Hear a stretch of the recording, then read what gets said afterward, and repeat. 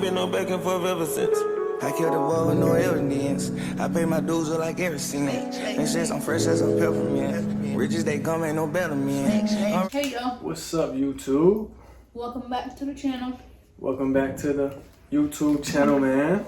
Today we're gonna be showing y'all our baby, and we're gonna be giving advice to new parents. So whether that's a new mom, A new a new dad. dad, anybody who's bringing home a newborn baby. Some tips and advice that we have that, that's been useful for us. It might not work for everybody, but it was useful for us. Thank y'all for the support on the labor and delivery vlog. Those numbers are doing very well. Welcome all the new subscribers to our YouTube channel. And yeah, thank y'all for all that love and whatnot. All the support. That video did do good. So I just jotted down some things on my phone in my notes that we're just gonna piggyback off of. So the first thing I have on my list, none of this is in order like of how important it is or anything, but everything is beneficial when you have a newborn baby. All this stuff is beneficial. All this stuff is good information. We aren't doctors. This is Far from a doctor. This is only our first week, but this stuff has helped us. So the first thing that we have on the list is SIDS. And for anybody that don't know, it is sudden infant death syndrome. SIDS can come into play if you just have to practice safe sleep with your baby. You got to practice safe sleep. So when they tell you not to put your baby in the bed with you, like, You can't, dog. don't put your baby in the bed with you. You can't have Well, it. you shouldn't, because it is scary. And I don't know if it's just me, like, I don't know if I just picked up anxiety since I had a baby or whatever, but I will sit there and watch him breathe the whole night, and he don't even sleep, in the bed with us. But I will sit there and watch to see if he's breathing. But SIDS can happen. I wouldn't even say you can't prevent it, because I think you can prevent it. Don't overdress your baby going to sleep. Don't put blankets or toys or teddy bears or anything next to your baby when you're asleep. Don't swaddle him too tight. Yeah, if you swaddle them too tightly, it can cause suffocation. Or if your baby is directly in the bed with you, you can roll over on them, your boy can roll over on them. Or they can roll over themselves, or they can put your blanket in their face and they're suffocated. But I've seen so many TikToks where, one of those things came into play and the baby they go into a deep sleep and then they don't wake up from it. And that's a very sad, nobody wants that to happen. So you are supposed to practice safe sleep with your baby. Y'all need a bedside bassinet. Yeah. Bedside bassinet. Bedside bassinet, regular bassinet, whatever. But bedside bassinet does come in handy. That way you're not getting up all them times throughout the night. So the next topic is women go through a lot during postpartum recovery after birth. Everybody know that. And postpartum depression is a big thing. Everybody knows about that or whatever. But a lot of other stuff comes into play as well. Like, her body has changed tremendously. You got sleepless nights. You have anxiety. It's a bunch of stuff that comes into play. And for your partner to be there, that's a big thing. Well, men and women. That's it's a new day and age. Everybody having a baby. But and no matter if you had a C-section or a vaginal birth, like me, I had a C-section. So when we came home, Desmond was doing majority of everything for the first few days until he went back to work. He was doing everything because I could not do it. I could not get up fast enough. Like, it was plenty of times where I just cried because I'm moving too slow. But he did reassure me, it's okay. That's a major surgery. You just, either had a major surgery to get the baby out, or you just pushed out a whole baby. So it's a big deal, and it takes a supportive person to help you get through that. And I'm speaking to all my men, well, men and women who have no baby experience, like when your partner is having a baby. I don't have no baby experience at all, but it's like something clicks and you kind of get it right then and there. Like, I don't have no baby experience, but y'all see, I'm holding a baby. I'm about to say, he's asleep. I know how to feed a baby. You know what I'm saying? You don't have any baby experience, but being that is your own baby, and you seeing that I couldn't get up or I couldn't move fast enough. Not that I can't take care of him, because I would have made it happen if you weren't here. But you seeing that's your baby, like, you have to step up and Yeah, you won't. I gotta figure it out. You won't know how to take care of a baby until you have a baby. I'm gonna just say that. And I've learned in a week. I learned a lot in a week. I know there's plenty more parent stuff like down the road, but as of right now, I'm comfortable as hell. He chilling right now as we speak. And yeah, that's it. So another topic we have is don't let anybody, your friends, your family, don't let anybody make you feel guilty about not wanting a lot of visitors to your home in the first couple weeks. Don't let anybody make you feel guilty. Not your grandma, not your mom, nobody. That's your baby. Those are your rules. And it's just a lot of stuff that goes on. Like it's a lot of stuff that goes on. The baby's so small. You gonna have people come that's sick but don't have symptoms, and they just holding your baby. And then they ready to pass it to your little man or your little girl. Yeah, and now you stuck. And now you stuck taking care of a sick baby. It's not intentional, you know, like, well, them being sick, it's not intentional, it happens. But, you know, say my relative is at work. He's around 50 people in a day. Them 50 people can be sick, and they get it from their kid, and their kid get it from school. So, y'all know it just trickle down from individual to individual. But Yep, that's how sickness works. But don't let nobody make you feel guilty. That's it. That's all. Don't let them make you feel guilty. If you have a falling out with somebody about that, then that's just that. Oh well, they just want to see your baby, I guess. And they just what it is, and they just what it was. The few people that we even had can't come to see our baby. You're putting on a mask, you're covering your clothes, and you're washing your hands. Go ahead and escort yourself out. Yeah. Or I will.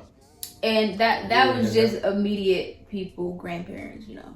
That was immediate. Yeah, he's smirking. But yeah, that was another one. Another topic is introducing nighttime and daytime to your baby. And that might sound crazy. Some babies just might have it that all the way twisted where it ain't no teaching them. But introducing nighttime and daytime to your baby. So this was a big thing for me. Like I kept saying before he came home, like I don't want to be tiptoeing around during the day, like trying not to make noise or talking, whispering to talk, or not doing my daily stuff because I'm scared I'm gonna wake my baby up. Because y'all know newborns sleep all day long. He got to be like right now. We're talking for 10 minutes and he is not budging at all. He is asleep. So, but that was a big thing for me. So during the day, you need to continue your normal activities, whether that's vacuuming, sweeping, whatever, making noise, talking, so they hear voices, so they see sunlight when they are sleeping or taking a nap or whatever. I don't swaddle him during the day because I swaddle him at night, so I don't want him to have that confused either. Like, oh, she put a swaddle on, it's time to go to sleep. Bed, yeah. I don't swaddle him during the day. I just let him be free like this. If he falls asleep, he falls asleep. We don't hold him all the time either. Yeah, he be in this we just sit him in the boppy. Don't swaddle your baby during the day. Continue your normal activities as so, like talk loud, whatever you gotta do, or whatever, so that they know during the day you're up, you're moving. At nighttime, it's time to sleep, and that's when we swaddle him. It's dark, but we have a night light and white noise. That's what we use, so he knows. Every night, my boy be sleeping good too. Real good. He sleeps good. Another thing for, two people that are raising a newborn together is try not to compare who's more tired and focus on, rest breaks. Like, Desmond goes to work. I don't work. Desmond goes to work. I would never, it's never an argument when he get home on, oh, I've been working all day, I don't want to hold him. Or I've been working all day, I don't want to change his diaper. You should always, you shouldn't do that. You shouldn't go back and forth on who worked all day or who stayed up all night this night with the baby and fed him so they're tired the next day. It should always be a mutual, hey, do you need some rest or do you want a break right now? Like when he comes home after I've been taking care of the baby all day, because that is a full-time job too. It's a full-time job. It is. And if you're not strong, you go home. It is. But it is. When he comes home, it's hey, you go ahead and take your shower, or I'm gonna go ahead and change my clothes and I'll get him so you can go ahead and take a shower, take a nap, whatever you have to do to make yourself feel better, you can go ahead and do that. It's never, oh, I've been at work all day, so I'm just gonna chill when I get home and let you continue to do that. It's not that. And it shouldn't be that.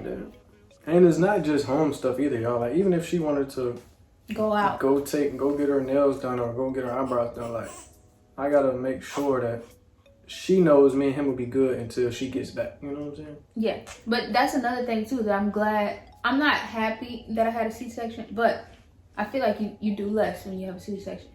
And that means he was doing more. I'm glad that you had that opportunity, you know. Yeah. To get your baby experience, because that's what he's been saying the whole time I've been pregnant. I don't have baby experience. To get your baby experience, because it does make me feel like, doesn't even tell you, I watch over him like a hawk. It makes me feel comfortable that you know that you learn. I know the feeds. You're learning him, you know. I know the Pampers, the cries. I know which cry. Well, I'm gonna say which cry is which, but your baby would tell you. It's hard to explain, but your baby would tell you when he's hungry, or hot, or right here the passy just slipped out and he whined. I just put it back, you know, and we all good. So. Or yesterday when Desmond got him, he was fussy, and I was trying to cook, and I came back.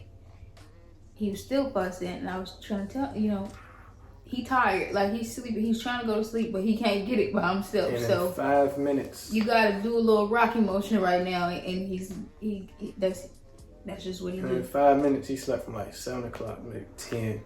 Yep. 9 o'clock when we woke him up to eat. But.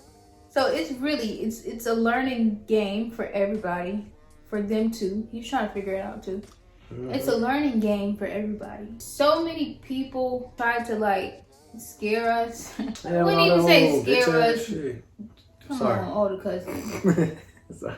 I wouldn't even say scare us, but when I was pregnant, it was like negative. And we didn't want to hear it. We didn't like to hear it. We didn't want to hear it. Like we kept telling everybody.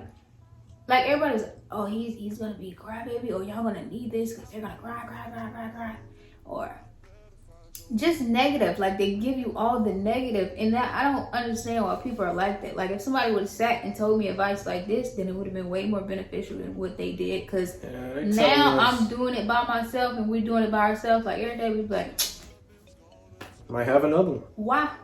Why would everybody say all that? Like, and too, you know, like everybody's situations are different. Like me and Boo is real cordial. Like we're really in love. On the same like page. That. Yeah, we're on the same page, but some people, you know, they get together maybe a few months, have a baby, and it's like what do we do now? You know what I'm saying? So.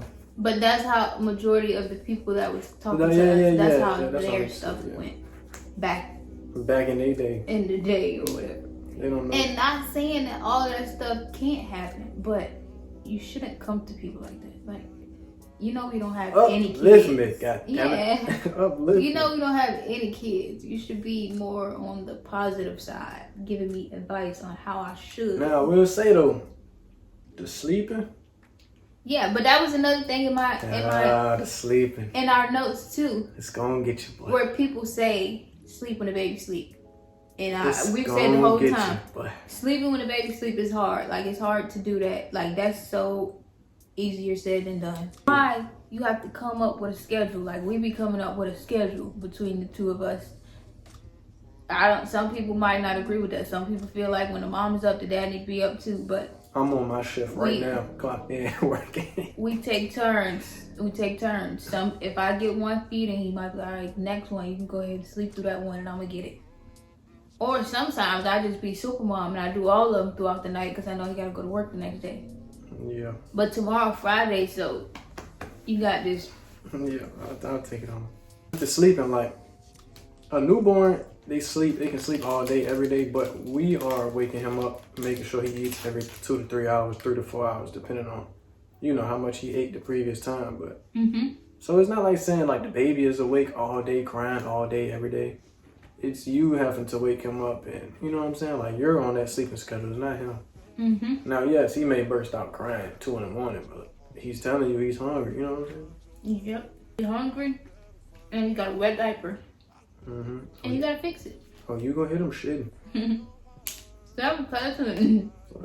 I'll be showing y'all my baby. Showing his face, his precious little face. He crying, y'all, because he just got his clothes changed because we're going on a walk before it gets too cold outside. So, let me show y'all my baby. This is my baby, y'all. Y'all probably seen all the other videos or whatever where we said his name. His name is Jace. And he's a really cool baby, a really calm baby for now. He cried just now when we was changing his clothes, but this is him. He gotta put this hat on because we're going outside for a little walk. It's like 71 degrees right now, so. He always got his hands up by his face. Like all the time. Even in his ultrasound pictures. You sleepy? But we're about to go on a little walk. Look at my son, y'all.